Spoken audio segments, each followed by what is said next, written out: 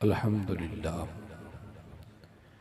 अल्हम्दुलिल्लाहि रब्बिल आलमीन वल आक़िबतु लिल मुत्तक़ीन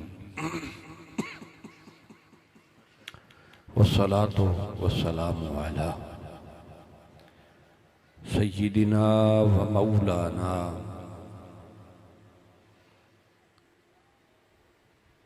हबीबिना व तबीबिना व मुईनिना व मुगीसिना व मअवाना व मलजाना सय्यिदिना व मौलाना मुहम्मद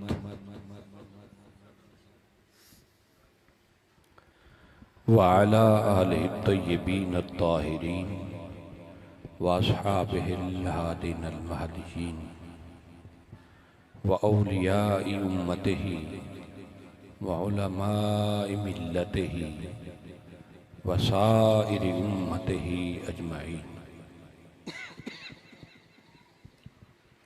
अम्मा बाद फ़अऊज़ु बिल्लाहि मिनश शैतानिर रजीम। बिस्मिल्लाहिर रहमानिर रहीम। अला बिज़िक्रिल्लाहि तत्मइन्नुल क़ुलूब। वक़ाल अल्लाहु तबारक व तआला फ़ी मक़ामिन आख़र मा काना मुहम्मदुन अबा अहदिम मिन रिजालिकुम वलाकिन रसूलुल्लाहि व ख़ातमुन नबिय्यीन। सदक़ल्लाहुल अज़ीम। इन्नल्लाहा व मलाइकतहु युसल्लूना अलन नबी या अय्युहल्लज़ीना आमनू सल्लू अलैहि व सल्लिमू तस्लीमा। अस्सलातु वस्सलामु अलैका या सय्यदी या रसूलल्लाह व अला आलिका व अस्हाबिका या सय्यदी या हबीबल्लाह। अस्सलातु वस्सलामु अलैका या सय्यदी या इमामल क़िबलतैन व अला आलिका व अस्हाबिका या सय्यदी या जद्दल हसन वल हुसैन। ये अगर महसूस ना फरमाएं तो थोड़ा सा बच्चों को साइड पे कर दें और आप लोग जरा आगे आ जाएं तो बेहतर होगा। आप तशरीफ लीजिए, ये बच्चों को जरा साइड पे कर दें।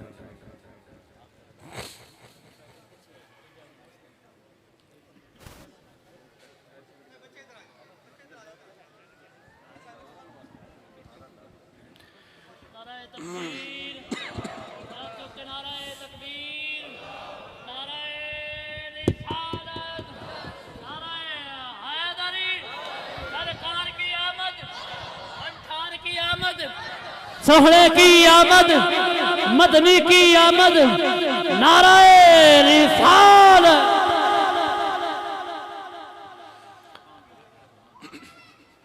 निहायत ही वाजिबुल एहतराम मुहतरम मुकर्रम सामीन हज़रात,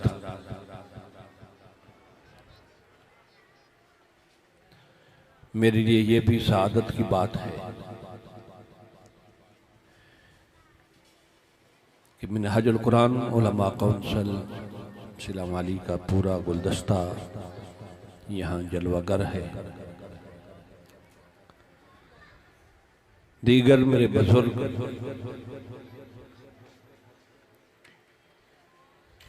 नौजवान साथी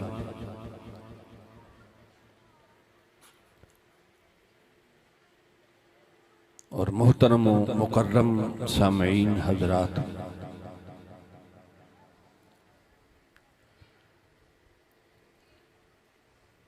मैं इंतहाई मुख्तसर वक्त के अंदर चंद बातें आपसे शेयर करना चाहता हूँ।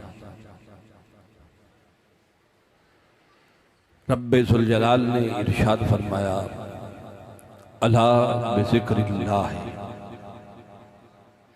खबरदार जान लीजिए कि अल्लाह का जिक्र ही तत्मइन्नुल क़ुलूब, दिलों के इत्मीनान का जरिया और सबब है।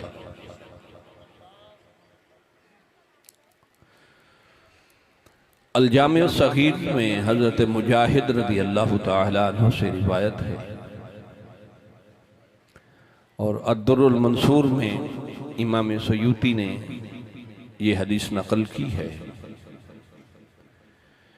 कि आक़ाए नेमत सल्लल्लाहु अलैहि वसल्लम ने इरशाद फरमाया, ज़िक्रुल अंबियाए इबादतुन व ज़िक्रुस सालिहीना कफ़ारतुन, कि अंबियाए कराम अलैहिस्सलाम का जो जिक्र है ये इबादत है और औलियाए कराम और सुलहाए उम्मत का जिक्र जो है ये इंसान के गुनाहों का कफ़ारा होता है। चूँकि हम आका अलैहिस्सलातु वस्सलाम के जिक्र पाक की मजलिस में हाजिर हैं तो मेरा मौजू इस हदीस पाक का सिर्फ पहला हिस्सा है, ज़िक्रुल अंबियाए इबादत। आका करीम अलैहिस्सलातु वस्सलाम ने फरमाया कि अंबिया जितने भी इस दुनिया में मबऊस हुए सब का जिक्र जो है ये इबादत है। अब अगर हम कुरान मजीद फुरकान हमीद को देखें तो सूरह फातिहा में ही रब्बे ज़ुल जलाल इरशाद फरमाता है,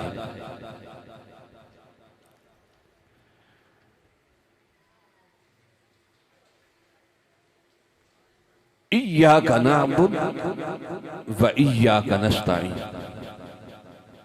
हम तेरी ही इबादत करते हैं। गोया इबादत के लायक सिर्फ जाते रब्बे ज़ुल जलाल है। कोई काम आप इबादत की नीयत से करें वो सिर्फ उस मालिक और परवरदिगार की जात के लायक है। अल्लाह के सिवा किसी की इबादत नहीं हो सकती।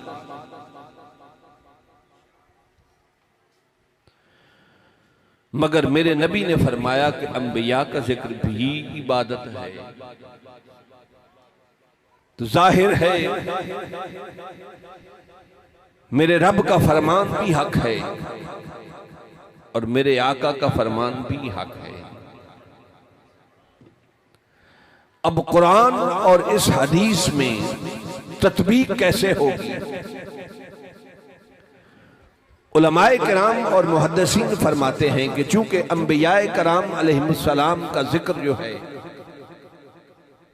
ये जिक्र खुदा का खैर नहीं, इसलिए जिक्र अंबिया भी इबादत। बात समझ आ रही है? क्योंकि अंबिया का जिक्र जो है ये जिक्र खुदा का खैर नहीं, इसलिए जिक्र अंबिया भी इबादत। अब देखिए कि जैसे ज़ात मुस्तफ़ा को जुमला अंबियाए कराम अलैहिस्सलाम की ज़वाते मुक़द्दसात पर फजीलत है, मेरे आका जैसा कोई नहीं। जैसे ज़ात मुस्तफ़ा जुमला ज़वात अंबिया पर फाइक है, ऐसे ही जब हर नबी का जिक्र इबादत हो तो जिक्र मुस्तफा भी चूंकि जुमला अंबिया के जिक्र पर फाइक है, अब हर नबी का जिक्र जब इबादत है तो अंदाजा लगाइए मुस्तफा के जिक्र का क्या आलम होगा।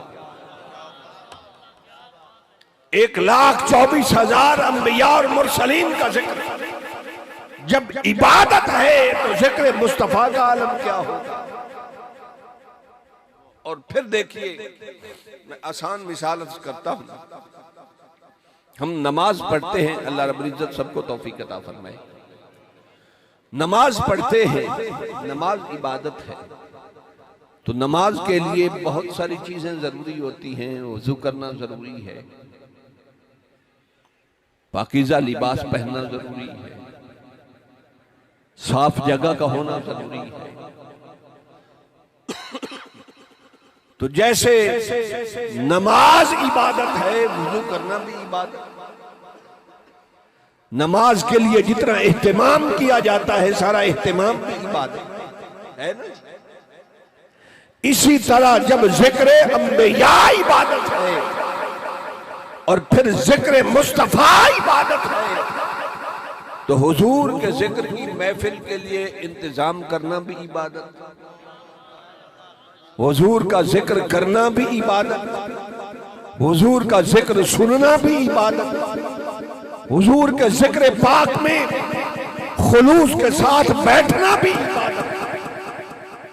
इसलिए कि रब्बे जुल जलाल ने फरमाया वरफाना लका जिक्रक, हबीब हमने आपकी खातिर, लका आपकी खातिर आपका जिक्र बुलंद किया। भाई मेरा रब अगर यूं फरमाता वरफाना जिक्रक कि हबीब बेटा मैं ये लेने नहीं है, आप सारे बैठ गए, अब छोड़ेंगे उठना बैठना। हुजूर अलैहिस्सलातु वस्सलाम के जिक्र की मजलिस है, तो हर चीज से पहले हमें मजलिस के आदाब का लिहाज रखना चाहिए। ये जहन में लेके बैठना चाहिए कि हम किस लिए आए हैं। मैं तो मस्जिद में बैठा हूं, मैं आपके लिए नहीं आया, न किसी बानियाने महफिल में से किसी के लिए आया, मैं तो हुजूर के लिए आया हूं, जो कि हुजूर की मजलिस है, हुजूर के जिक्र की महफिल है। तो कोई ये गुमान भी करके ना बैठे कि कोई मेरे लिए आया है, ना ना, आप सब भी हुजूर के लिए आए। ना मैं किसी के लिए आया हूं, ना आप किसी और के लिए आए हैं। मैं हुजूर का मांगत हूं, जिक्र करने आया हूं, आप हुजूर का जिक्र सुनने आए। तो जरा ये बात जहन में रखिए और फिर आगे चलते हैं। अगर रब्बे जुल जलाल इतना फरमा देता वरफाना जिक्रक कि हबीब हमने आपका जिक्र बुलंद कर दिया, तो बात तो फिर भी समझ आ जाती कि हुजूर के जिक्र की बात है। मगर रब्बे जुल जलाल ने फरमाया वरफाना लका जिक्र, हबीब आपकी खातिर आपका जिक्र बुलंद किया है। क्यों? हमारे यहां ये रिवाज है कि बेटा मेरे जैसा निखट्टू क्यों ना हो, नालायक क्यों ना हो, उसका भी एहतराम किया जाता है, उसे भी इज्जत दी जाती है। वजह कि चलें ये अच्छा ना सही, इसके बाप दादा तो अच्छे लोग थे, वो तो नेक लोग थे, तो ये मेरी अपनी इज्जत तो नहीं ना, मेरी अपनी कमाई तो नहीं ना, सच्ची बात है। ये तो बुजुर्गों की कमाई है, उनकी दी हुई इज्जत है। अगर ईमानदारी से सोचा जाए तो मेरी अपनी इज्जत तो नहीं है, मेरी कमाई तो नहीं है, ये तो बुजुर्गों की वजह से इज्जत है। और हमारे यहां दुनिया में रस्म भी यही चली हुई है कि बेटे की इज्जत बाप की वजह से, दादा की वजह से, ये गांव का चौधरी है, ये नंबरदार है, ये फलां है, ये फलां है। तो हमने जो एहतराम और इज्जत का क्राइटेरिया बनाया हुआ है वो हमारा अपना नहीं, किसी और का है, वो किसी और का। मेरा गला काफी मुतासिर है, लेकिन अगर आपकी समातें मेरे साथ रहीं तो इंशाअल्लाह जितनी देर साथ दिया मैं नहीं पानी की जरूरत। तो मैं अर्ज कर रहा था कि दुनिया में बेटे की इज्जत बाप की वजह से, दादा की वजह से, उस्ताद की वजह से, कायद की वजह से, उसकी अपनी इज्जत तो नहीं ना। मगर एक जाते मुस्तफा है जिसके लिए मेरा रब फरमाता है वरफाना लका जिक्रक, हबीब हमने आपको अजमतें बख्शी, शानें बख्शी, आपको उरूज और कमाल बख्शा, आपके जिक्र को बुलंद किया, मगर किसी की वजह से नहीं, इस वजह से नहीं कि आप आदम सफीउल्लाह की औलाद से हैं, इसलिए भी आपका जिक्र बुलंद नहीं किया कि आप दुआए खलील हैं, हजरत इब्राहिम खलीलुल्लाह की ज़ुर्रियत से है, इसलिए भी जिक्र बुलंद नहीं किया कि आप हजरत इस्माइल ज़बीहुल्लाह की औलाद से हैं। हबीब इसलिए भी जिक्र बुलंद नहीं किया कि आप बनु हाशिम से हैं,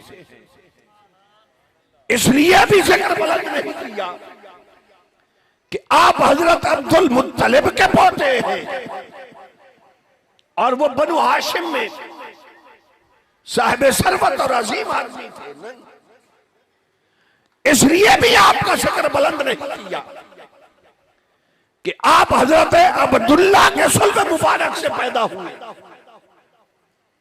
उनके बेटे हैं। ना ना, वरफ़अना लका ज़िक्रक, हमने आपका जिक्र आपकी वजह से बुलंद किया। हाँ, यहां कानून उल्टा है। हबीब हकीकत ये है कि हमने आदम को कोई इज्जत बख्शी तो तेरी वजह से, हमने इब्राहिम को कोई इज्जत बख्शी तो तेरी वजह से, हमने इस्माइल को इज्जतों से नवाजा तो तेरी वजह से, हमने बनु हाशिम को मुंतखब किया तो तेरे लिए, हमने हजरत अब्दुल मुत्तलिब को सोसाइटी में इज्जत दी तो तेरी वजह से, हमने फिर हजरत अब्दुल मुत्तलिब के सारे बेटों में से हजरत अब्दुल्ला को ये शान और एजाज बख्शा तो तेरी वजह से। इसलिए हबीब तेरी अजमत और शान किसी वजह से नहीं, कायनात की शान और अजमतें तेरी वजह से। वरफ़अना लका ज़िक्रक,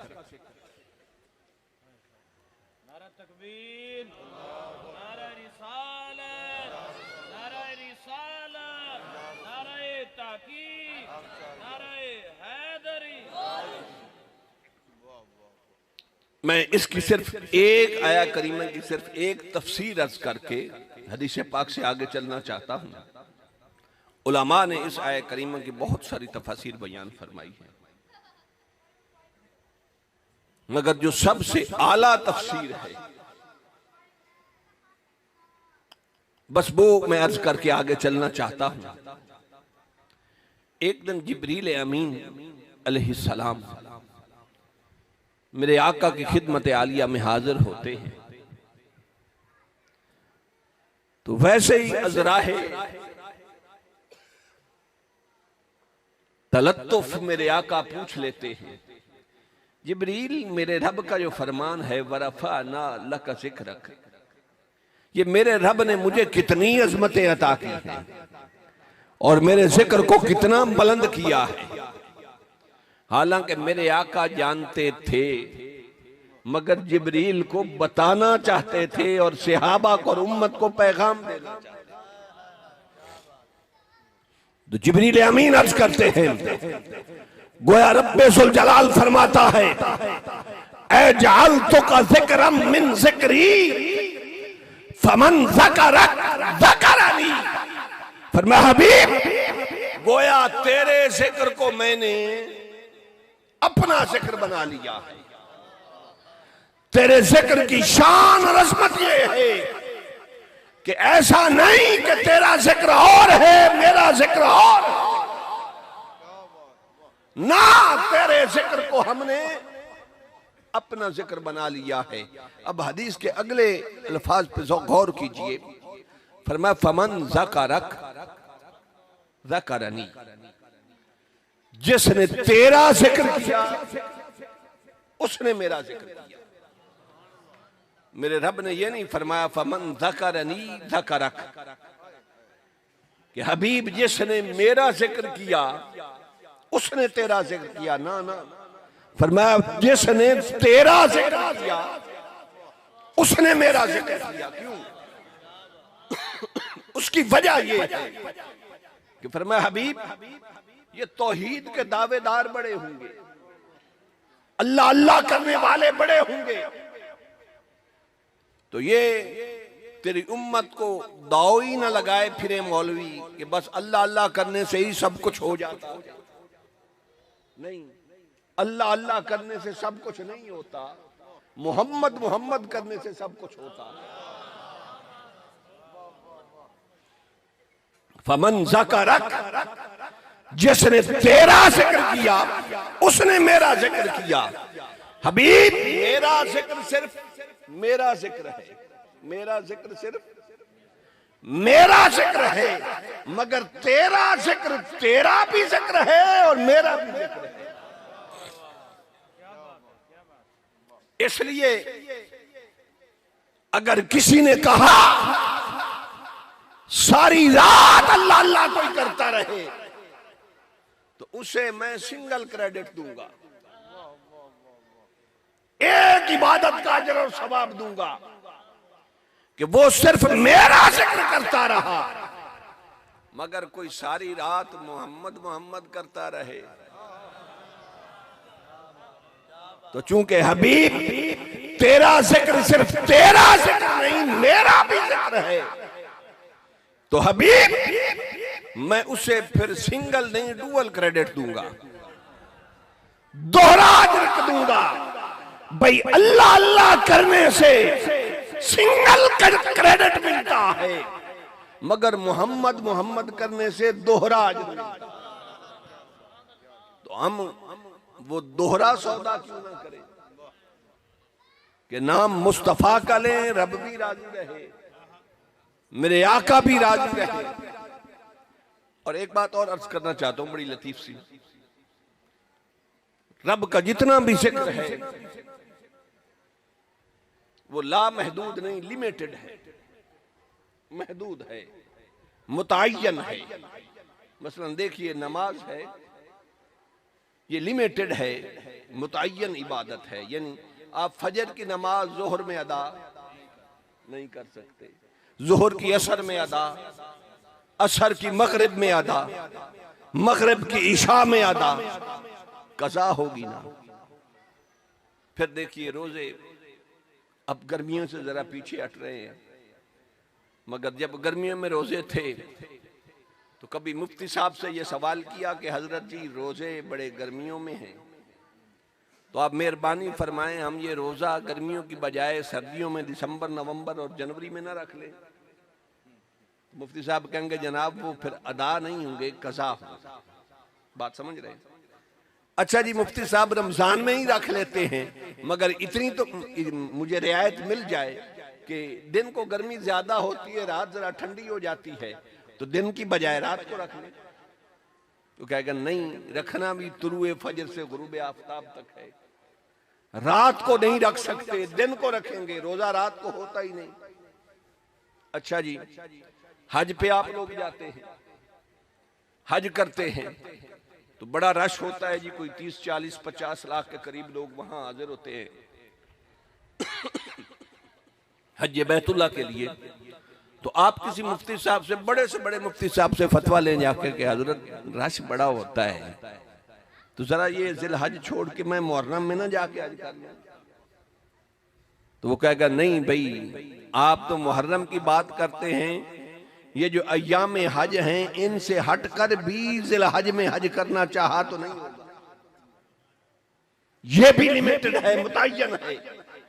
यानी रब की जितनी इबादत है अगर वक्त के अंदर करेंगे तो अदा, वक्त के बाद करेंगे तो कज़ा। पर मैं हबीब, मैं जरा और सोच का आदमी हूं, हबीब मेरा जो जिक्र है ना ये कभी अदा होता है कभी कज़ा होता है। मेरा जो जिक्र है ये कभी अदा होता है कभी कज़ा होता है, मगर हबीब तू महबूब जो है तेरा जिक्र हम कभी नहीं कज़ा होने देंगे। कोई तुझ पे दुरूद फजर के वक्त पढ़े फिर भी अदा, जोहर के वक्त पढ़े फिर भी अदा, असर के वक्त पढ़े फिर भी अदा, रात को पढ़े फिर भी अदा, दिन को पढ़े फिर भी अदा, घर में पढ़े फिर भी अदा, मस्जिद में पढ़े फिर भी अदा। सोना हमने आपके जिक्र को वो कमाल बख्शा है कि आपका उम्मती जिस हाल में आपका जिक्र करे हम उसे अजर से महरूम नहीं रखते। आपका जिक्र हमेशा अदा होता है।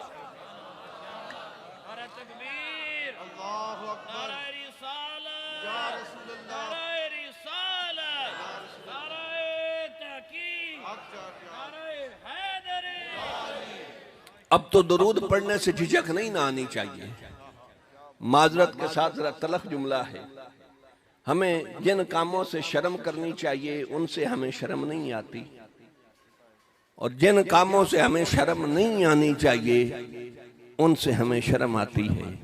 कि ये दरूद पढ़ना तो नात खान का काम है, खतीब का काम है, इमाम का काम है। भाई हम तो बड़े चौधरी हुए, नंबरदार हुए, किसी मजलिस में बैठे, हमने भी मौलवी के साथ पढ़ लिया तो इंसल्ट हो जाएगी। तौबा तौबा, तूने नबी का कलमा नहीं पढ़ा। और अगर वो रब होकर उसका जिक्र करता है तो तेरे जैसा बदबख्त कौन होगा कि तू फतवे लगाए फिरे कि ये दरूद पढ़ो ये ना पढ़ो। अच्छा पढ़ मर तो सही जो भी तुझे आता। हम इस बात में नहीं पढ़ते कि कौन सा पढ़ना चाहिए कौन सा नहीं पढ़ना चाहिए, हम तो सारे पढ़ते हैं। और जो तू पढ़ सकता है वो तो पढ़ मर। मगर असल बात यह है कि अंदर गंद है, गिराजत है।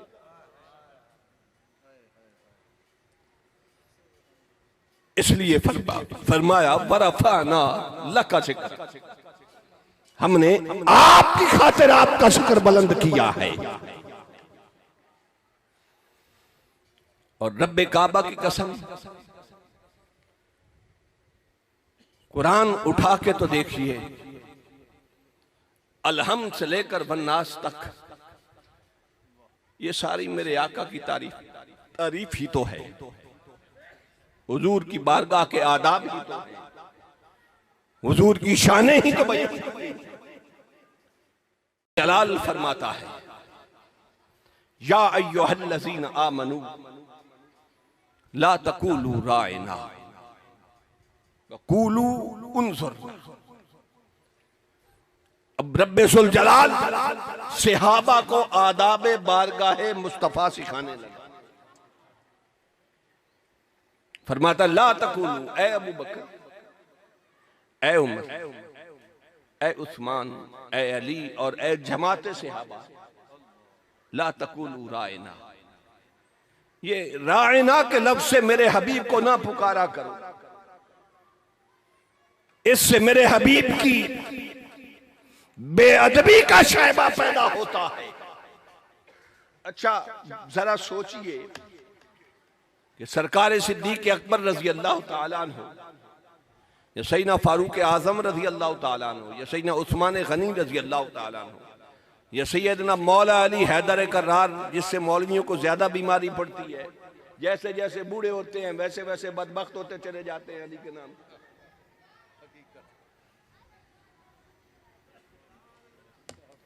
जैसे जैसे बूढ़े होते चले जाते हैं वैसे वैसे वो बदबख्त वो अकल ही जाती रहती है। अब सच्ची बात है यार, उससे बड़ा बदबख्त कौन है जो कहे नहीं यहाँ अहले बैत का नाम ना लो, अली की कोई खुसूसियत नहीं, बाकी सहाबा जैसे हैं। और भाई हर एक के अलग अलग मकामात हैं, हर एक की अलग अलग अजमतें हैं। बदबख्त बाकी सहाबा की अजमतें मानता है, अली पे तेरे दिल पे ताला लग जाता है आके।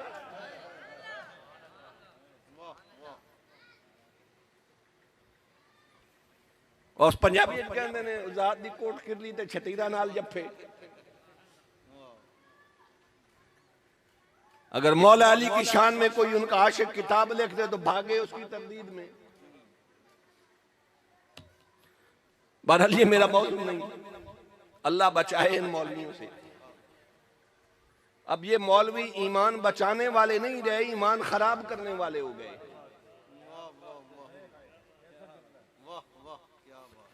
तुम अर्ज कर रहा था, फरमाया ऐसे हाबा तुम ना कहो ला तकूलू राइना, तुमने इस लफ्ज से नहीं पुकारना।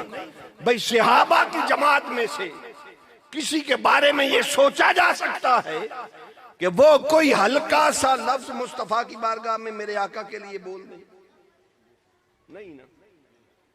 चाहिए तो ये था कि रब्बे सुल जलाल कुफार और मुशरिकीन को मना करता कहे काफिर हो, ए मुशरिक हो, तुम मेरे हबीब को यूं ना पुकारा करो। मगर मना से आबा को किया। क्यों? वो पंजाबी में एक जुमला आज कर दूं,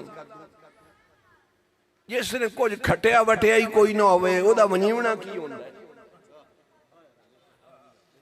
जिसने कोई कमाई ना की हो उसका जाया क्या होना है, उसको नुकसान का क्या खर्चा होगा।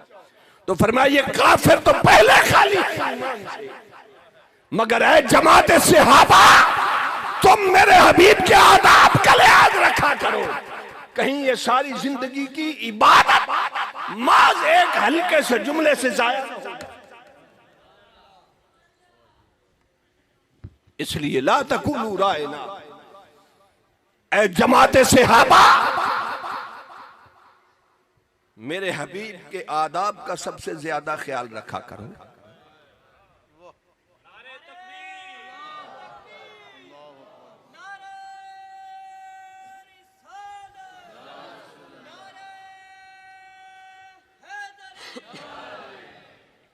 फिर दूसरे मकाम पर मेरा रब फरमाता है, या अय्युहल्लज़ीना आमनू ला तरफ़ऊ अस्वातकुम। अच्छा यार, वैसे बड़ी अजीब गल नहीं, मैं अपने ज़ौक़ दा आदमी हां। रब ने बड़ा अजीब ही कम नहीं फद्या, ऐथू शुरू करदा ते मेरे हबीब दा अदब ही करना, ऐथू शुरू करदा ते मेरे हबीब दा अदब ही करना, ऐथू शुरू करदा ते मेरे हबीब दा अदब ही करना। फरमाया या अय्युहल्लज़ीना आमनू ला तक़ूलू रायना, और फिर फरमाया या अय्युहल्लज़ीना आमनू ला तरफ़ऊ अस्वातकुम। ऐ ईमान वालो, ओए तुम्हारी आवाज भी मेरे हबीब की आवाज से ऊंची, फ़ौक़ सौति नबी, नबी की आवाज से तुम्हारी आवाज भी ऊंची ना हो। क्यों?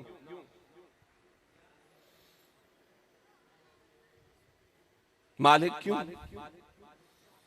फरमाया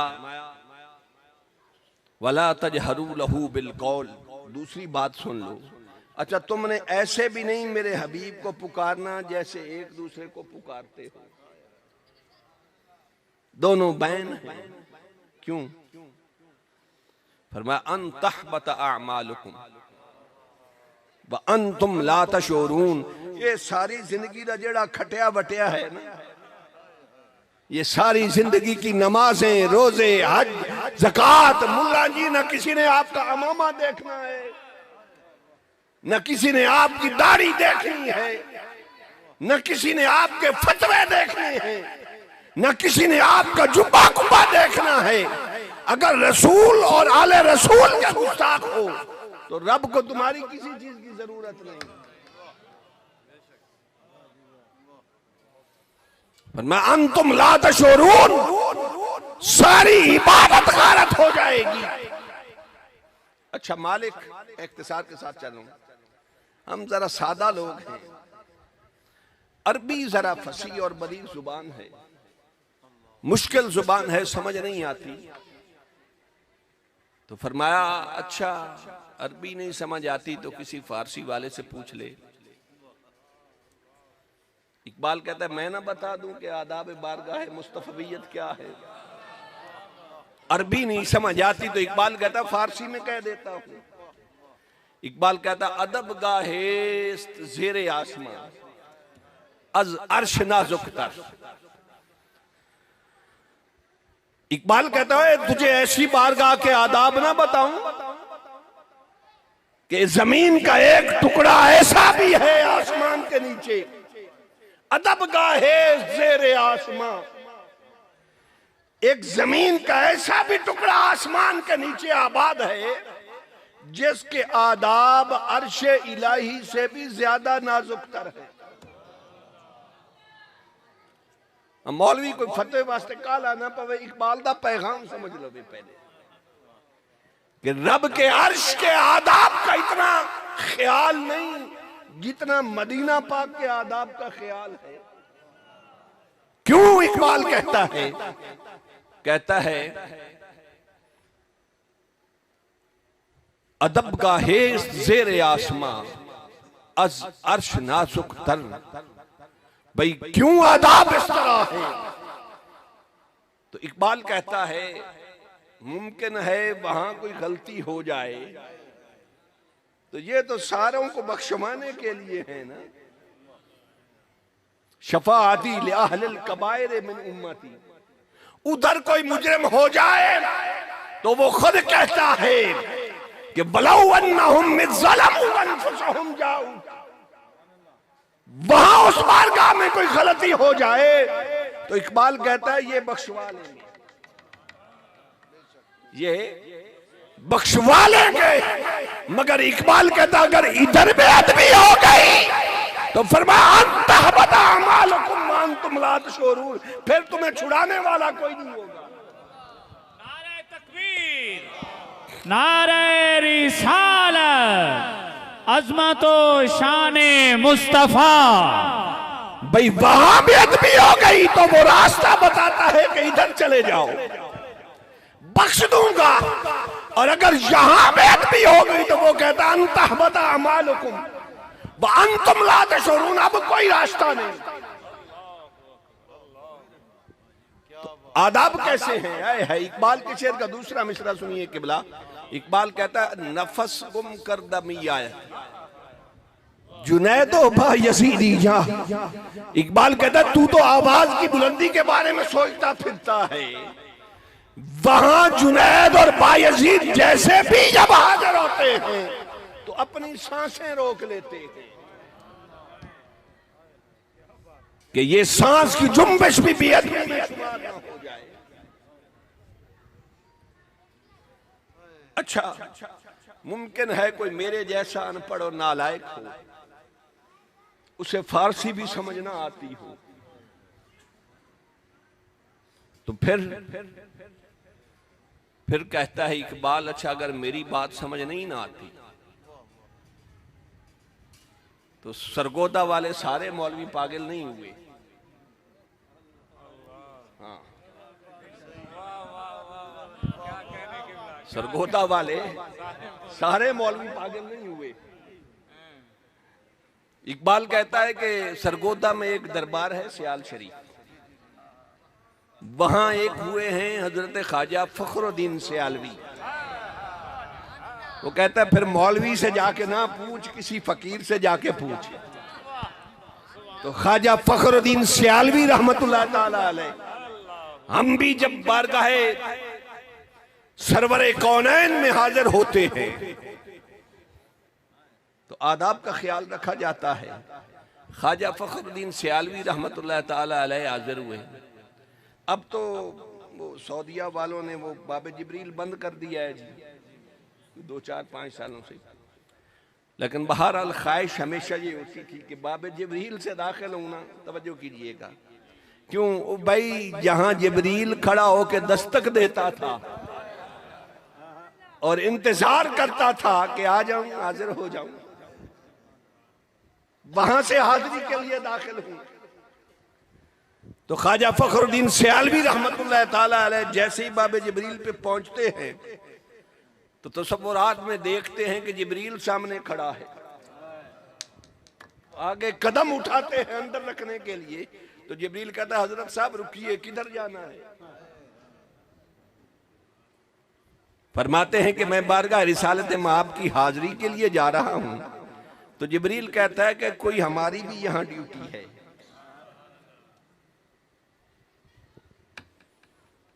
तो ख्वाजा फखरुद्दीन सियालवी रहमतुल्लाह ताला अलैह फिर जिब्रील से पूछते हैं कैसे?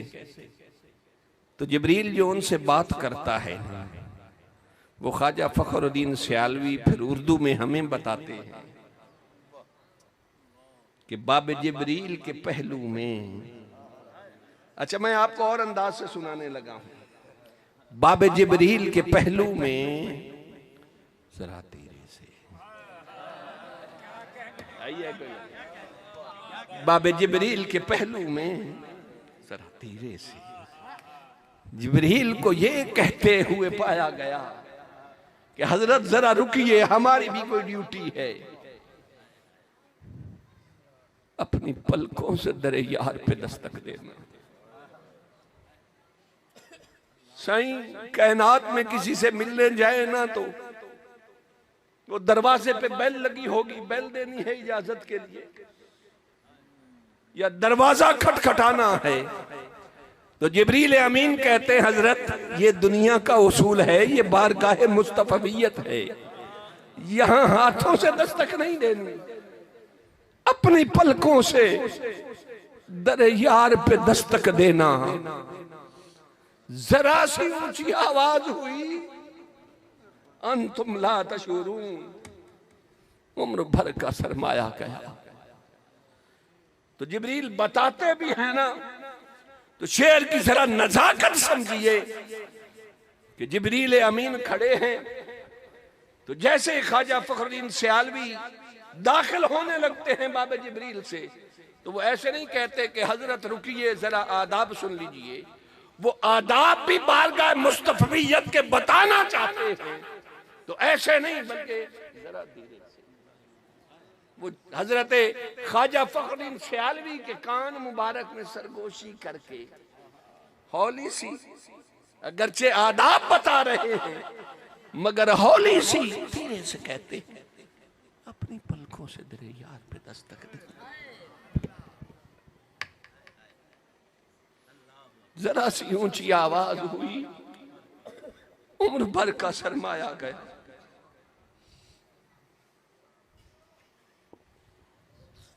यारो इस दुनिया में भी किसी को किसी से प्यार हुआ, वो कहता है सब कुछ लुट जाए पर यार ना नाराज हो,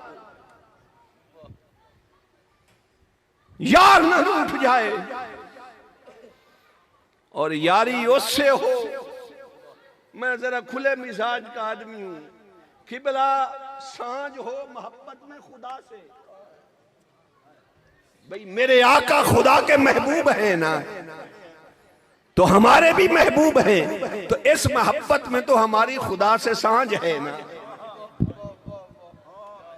सांझ हो मोहब्बत में बारगाहे रब्बुल इज्जत से। तो फिर कोई शायर कहता है ना, वो कहता है अपना अंदाज जमाने से जुदा रखते हैं। अन्य ना समझिए झल्ला होया फिरदा है, ए पुतरी केदा आशिक होया फिरदा है। नहीं, वो कहता है नहीं नहीं, तेरे और मेरे महबूब में फर्क है।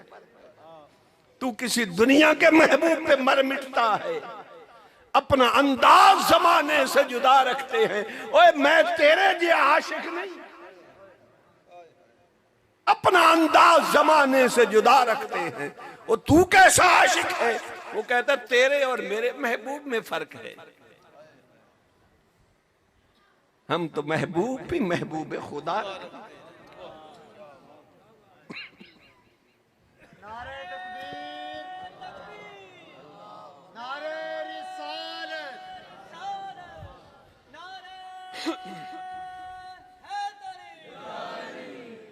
और फिर यारो जरा बात थोड़ी सी आगे लेके चले।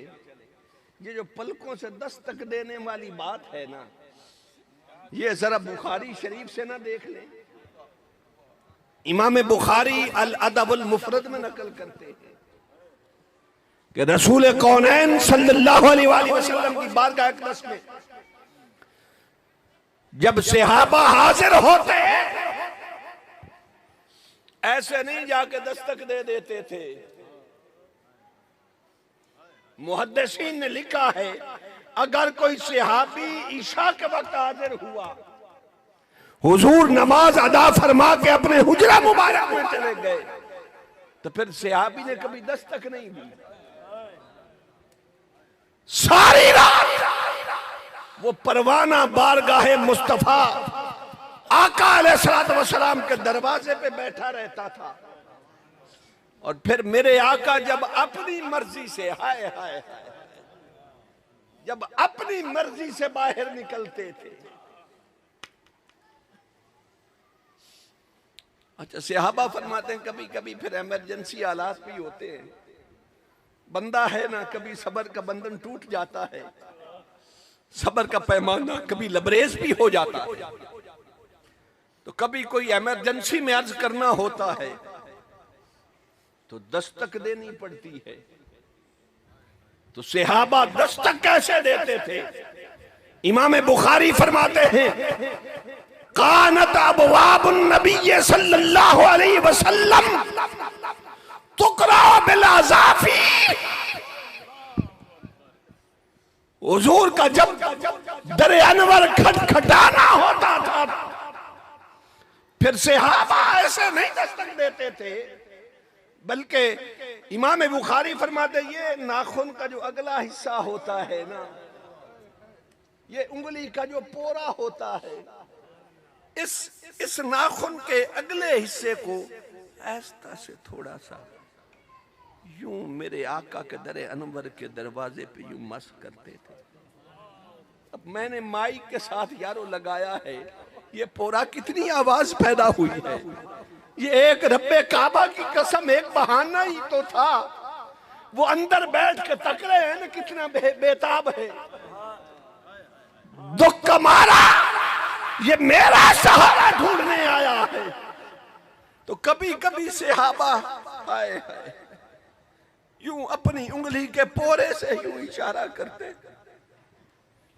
अच्छा मेरे आका कभी सारी रात बाहर जलवागर ना होते, सहाबा सारी रात बैठे रहते। अब जैसे ही मुस्तफा करीम अपने दरे अनवर से बाहर निकलते, हाय हाय सागर सदीकी का शेर बड़ा अजीब है यार, बड़ा कमाल बात किया सागर सदीकी ने। उसने यही नक्शा खींचा। वो कहता है सारी रात सहाबा इंतजार में रहे ना। नारे तकबीर, नारे रिसालत, अजमत व शान मुस्तफा, वसदे से अते विसदे नासे तड़ी जोक दिया से पासे सुन देवा से मिठियां गाली सोना यार सुनेदा से साखों जलिया जलिया आँख ना माही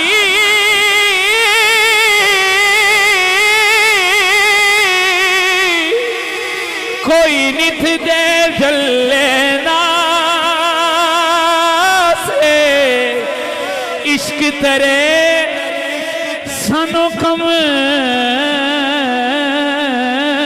लिया कीता पहले चंगे बल्ले से।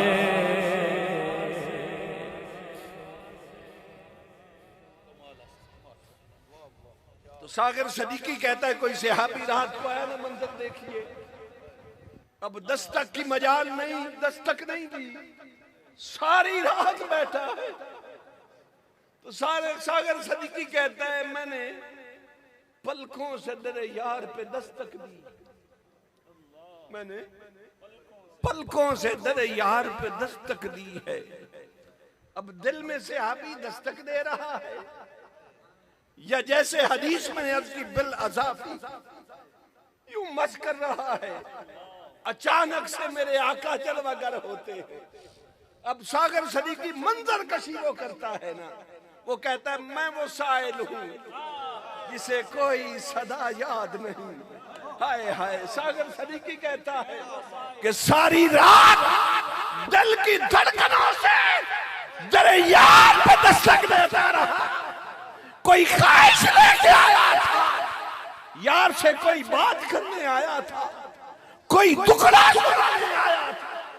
सारी रात दिल की धड़कनों से दस्तक देता रहा। बस ऐसे सहाबी इंतजार में खड़ा है।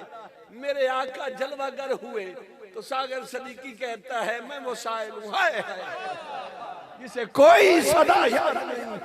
सागर सदीकी कहता है यार अचानक से जलवागर हो जाए, आशिक इंतजार में खड़ा हो, यार अचानक से जलवागर हो जाए तो फिर किस काफिर के दिल में कोई तमन्ना रहती है।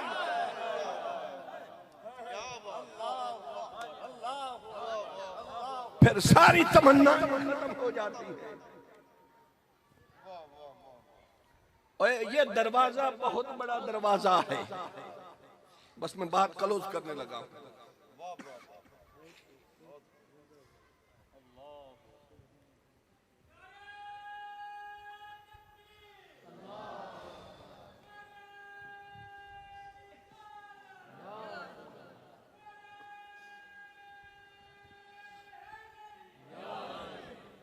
किबला सबके मल जाओ माँ बाप मेरे आका जो है ना, तो हर एक अपने अपने अंदाज में जिसे जितनी समझे वैसे भीख मांगता है, वैसे दस्ते सवाल दराज करता है। एक शायर हुआ है हमारे पाकिस्तान का, इकबाल अजीम। वो आंखों से नाबीना था पर रब्बे काबा की कसम दिल कबीना था। वो जाता है सदा देने, नाबीना है पाकिस्तान से चलता है, मदीना पहुंचता है। तो अब सोचता है अर्ज करूं तो कैसे करूं, यहां आवाज भी तो ऊंची नहीं न करनी। तो कहता है उनकी महफिल के आदाब कुछ और है। इकबाल अजीम कहता है सामने गुंबद खजरा है, तो कहता है इकबाल यहां लब नहीं खोलने, उनकी महफिल के आदाब कुछ और हैं, लब कुशाई की जुर्रत मुनासिब नहीं। यहां लब नहीं खोलने, ला तरफहू अस्वातकुम, उनकी महफिल के आदाब कुछ और हैं, लब कुशाई की जुर्रत मुनासिब नहीं। इकबाल अजीम जब अपने होंठ बंद कर लेता है फिर सोचता है मंगता आया है, मांगना तो है ना, तो फिर सदा कैसे दूं, अगर आवाज ना लगाऊं तो पुकारूं कैसे। तो फिर इकबाल अजीम के अंदर से उसका दिल जवाब देता है, आशिक है ना। तो वो कहता है उनकी सरकार में इल्तिजा के लिए, सुनिएगा, उनकी सरकार में इल्तिजा के लिए ओए जुम्बिशे लब नहीं चश्मे तर चाहिए। वो कहता है हर रोज जाके दुखड़े जुबान से नहीं सुनाए जाते, महबूब की बारगाह की हाजिरी होना तो कभी महबूब से बात आंखों से भी कर लिया कर। उनकी सरकार में इल्तिजा के लिए जुम्बिशे लब नहीं चश्मे तर चाहिए। और फिर जब इकबाल अजीम सूफिया किबला कारी साहब फरमाते हैं, मैं अपने ज़ौक़ आदमी फरमाते हैं जब आशिक की आंख से आंसू निकलता है ना, वैसे मेरे रब से भी पूछा किसी ने कि आशिकों की निशानी क्या है, तो रब भी फरमाता है तरायुनहुम तफीदु मिनद दम, जे दी अख सुक्की वेखे समझी प्यार च खोटा है। वो खोटा है जिसकी आंख महबूब के हिजर में रोती नहीं, वो कैसा हुआ। तरायुनहुम तफीदु मिनद दम, ये जो आंखों की नदियां हैं ना, ये आशिकों की हमेशा बहती रहती है।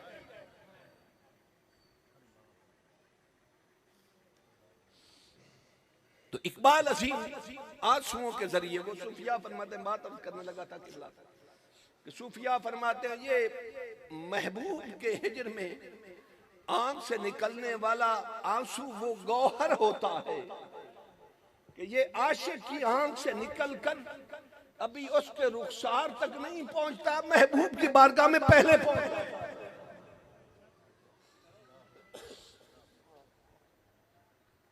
तो इकबाल अजीम अर्ज फिर क्या करता है, किबला मांगता कैसे है। वो कहता है अपनी रूधा दे गम मैं सुनाऊं किसे, अर्ज करता है सोना को जहां फिर कमला हां गुनाहगार हां, मैं केदा बुआ जाके खड़कावा, किस को जाके मंगा, मैं किसी दुनियादार के पास जाऊंगा आपके होते हुए। अपनी रूदा दे गम मैं सुनाऊं किसे, मेरे गम को और कोई समझेगा क्या।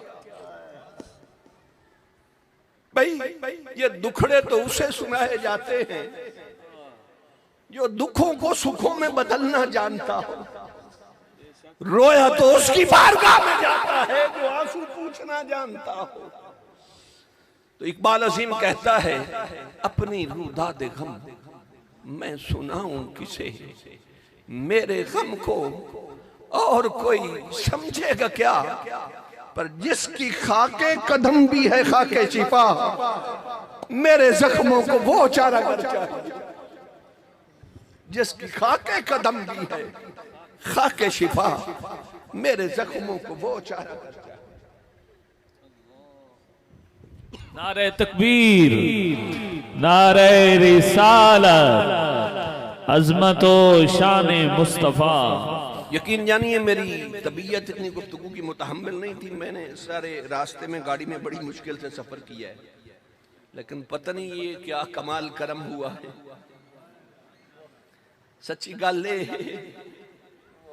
कि भिखारी नूं मंगना आंदा होवे शाला, कोई तरला करना आंदा होवे, वो बारगाह तो हर वक्त।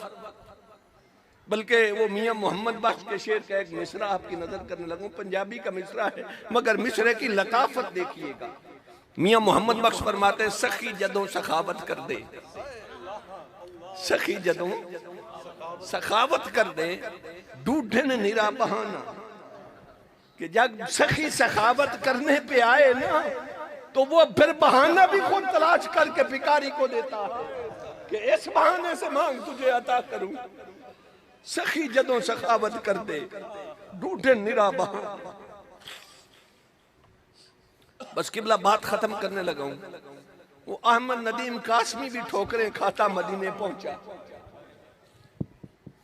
वो भी सदा देने लगा। अच्छा, अहमद नदीम कासमी पे वार खड़ा है, कभी गुंबद खजरा को देखता है, कभी अपने आप को देखता है।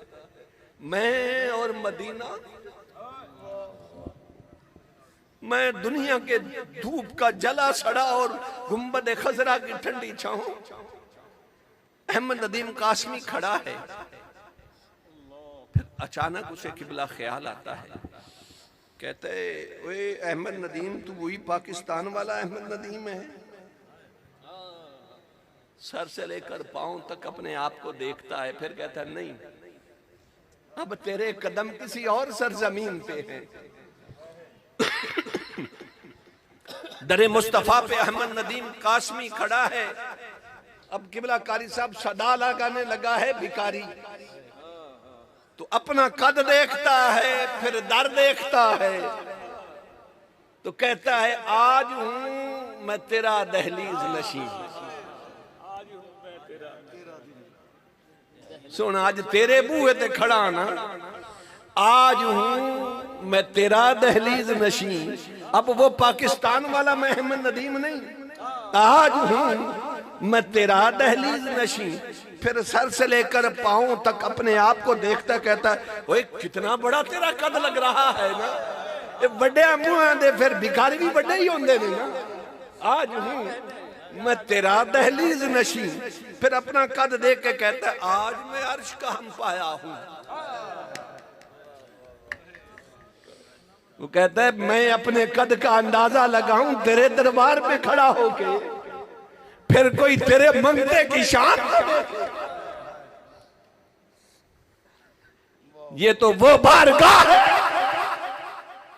जहां भिखारी और फकीर आते हैं, ताजदार बन के जाते हैं और लेने आते हैं रब्बे काबा की कसम, और वापस जाए तो देने वाले बन के जाते हैं।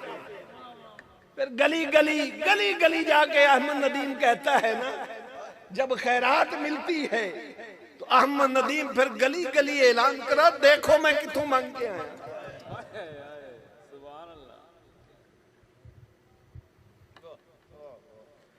तो बड़ी बारगाह होना, फिर मंगते को भी जचता है मांगना। बारगाह मुस्तफा में हाजिरी हो, आप में से किसी की हाजिरी हो, वल्लाह बिल्लाह मैं मस्जिद में बैठा हूँ, दिल से कह रहा हूँ, ईमान से कह रहा हूँ, मैं आप सबसे गंदड़ा मंदड़ा हूं, आप सबसे गुनाहगार और कमीना हूं। वो उस बारगाह में जिसकी भी कोई किसी लम्हे रसाई हो जाए तो इतना जरूर कहिएगा कि वो कुत्ता आपका है, मंदा सही, कमीना सही, नाम आपका लेता है, उसको भी खैरात डाल दी। रब्बे सुल जलाल की हुजूर दुआ है, रब्बे सुल जलाल अपने हबीब मुकर्रम सल्लल्लाहु अलैहि वसल्लम की बारगाह अक़दस में ये हमारे आंसुओं का नजराना, ये हमारी वारफ़गी की कैफियत कबूल फरमाए और क़यामत वाले दिन सरकार दो आलम की शफाअत से बहरा फरमाए। व आखिर दावा या अनिल हम्दुलिल्लाहि रब्बिल आलमीन।